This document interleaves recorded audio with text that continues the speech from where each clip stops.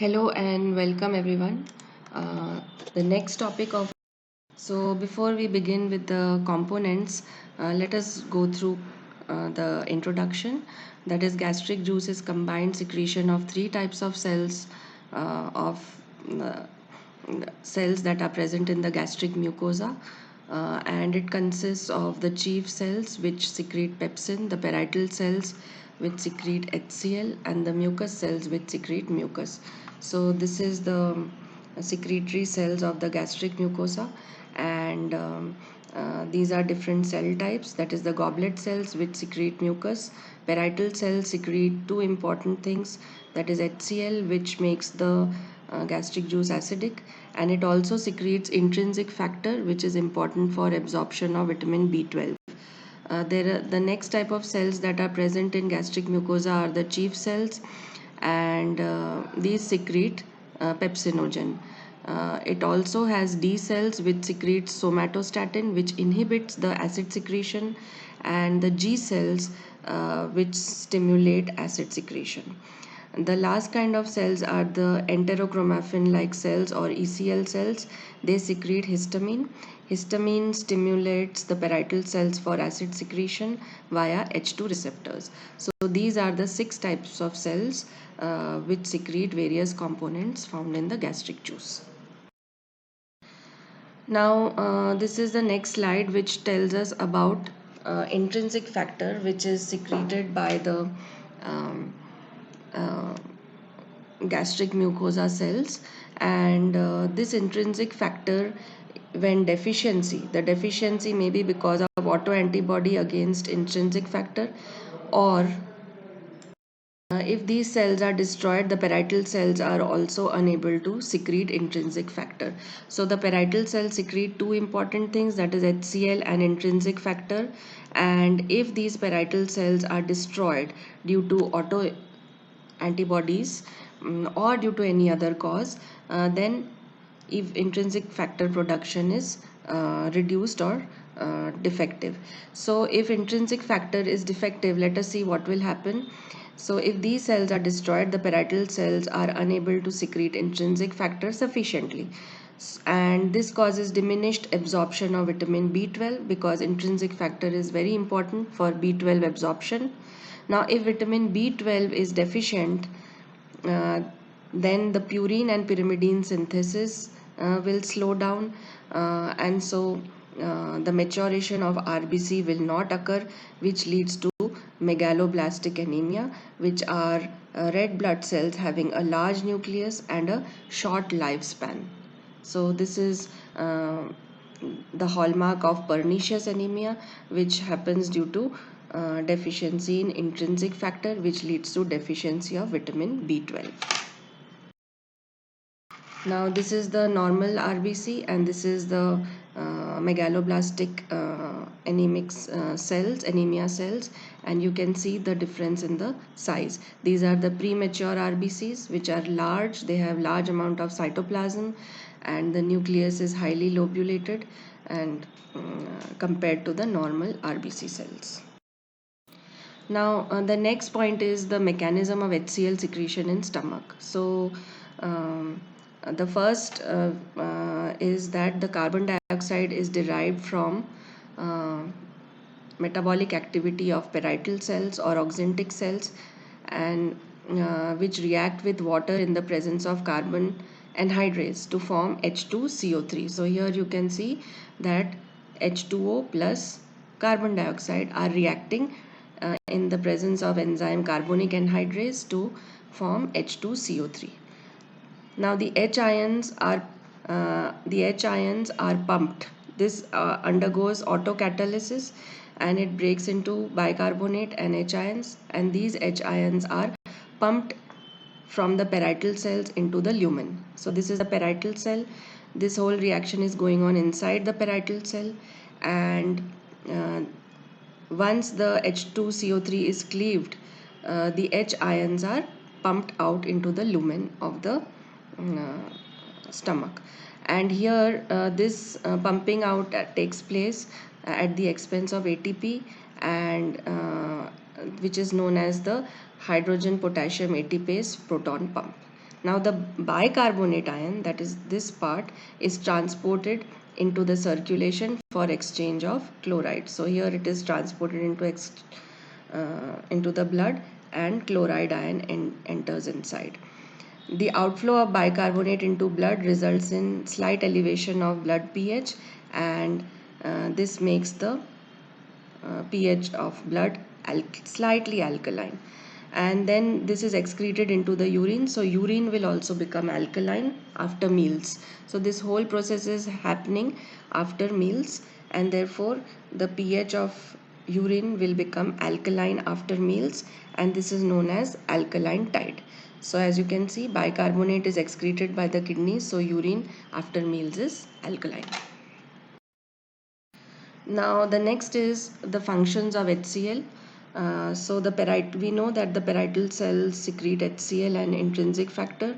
HCl is responsible for the high acidity of stomach or the gastric juice, at which the gastric enzymes work efficiently and optimally. The function of HCl is to denature the proteins, so they inactivate the salivary amylase and most of the enzymes that is present in the food. It also it acts as an antibacterial component, so it kills most of the microorganisms ingested with food. It activates pepsinogen that secreted by the chief cells into pepsin.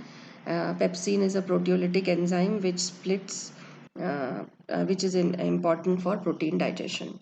The another important function of HCl is conversion of ferric ions into ferrous ions, and then its absorption is facilitated and hemoglobin synthesis occurs. So these are some important functions of HCl present in gastric.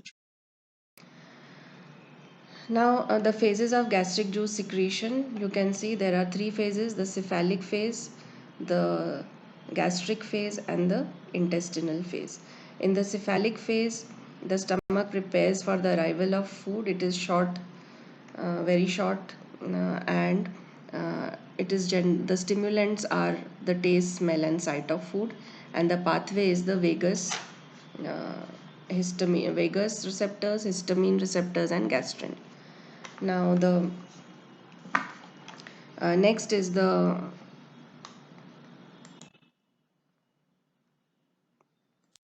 okay gastric phase, which enhances the secretion started in the cephalic stage, and it homogenizes and acidifies the chyme and initiates protein digestion. It lasts for 3 to 4 hours. The stimulus is the food that is present in the stomach, and the hormones involved are gastrin and also histamine. The receptors involved are the M3 receptors and the chemical substances that are present in food which may stimulate gastrin. The last phase is the intestinal phase, which is an inhibitory phase. It controls chyme's entry into the duodenum from the stomach. This is also a long phase. The chyme in the duodenum and the hormones cholecystokinin, gastric peptide, and secretin are the stimulants, and they increase the pH, that is they make the juice alkaline, so there is inhibition of somatostatin release. So these are the phases of gastric juice secretion. Now gastric function test is seen that during fasting stage the gastric juice secretion is minimal, and after a meal, after 15 to 30 minutes of the meal, the acidity falls, that is the pH decreases, and this is how it has decreased, and then gradually the acidity rises again and it reaches its maximum value after about 90 minutes, and then after 120 minutes acidity starts to decline gradually. So the fasting level is reached at about 150 minutes. So this is the total graph or the curve that is followed by the uh, gastric juice secretion, and this is how the pH varies uh, over a period of time. And this is the normal curve, and there may be some defect, or there may be increase in acidity or decrease in acidity depending upon the defect in gastric juice secretion. Now the composition of gastric juice, it consists of solids and aqueous medium. Water is 98 to 99%. Solids are 1 to 2%. They are inorganic and organic constituents. Inorganic constituents include HCl, sodium chloride, potassium chloride, calcium phosphate, and magnesium phosphate, whereas the organic constituents include mucopolysaccharides, butyric acid, citric acid, enzymes like carbonic anhydrase, pepsin, renin, lipase, lysozyme, and intrinsic factor. So this is the Ryle's tube, and with the help of Ryle's tube, the gastric juice sample is collected. And as you can see that this tube is marked, uh, and it has around 8 parts: 1, 2, 3, 4, 5, 6, 7, and 8. Let us see what these parts signify. Okay, so this is the description of Ryle's tube, which is also known as feeder tube, or feeding tube, or nasogastric tube. It is 22 inches long and its diameter is 4 mm, which is made up of flexible plastic tube. Now the first labeled mark is known as the blind end because it's closed from here, and from this end it is inserted from the nostril after lubrication. It is followed by three stainless steel or lead balls which are detectable by the X-ray, and after that it is closed. So from here it is closed. Now uh, beyond this closed end are the four eyes or the four side perforations from which the fluid enters into the tube.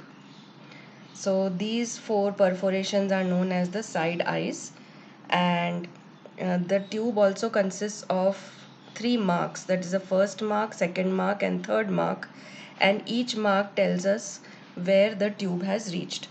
So when the first mark is at the level of incisors, it indicates that the tip has reached the cardiac end of the esophagus.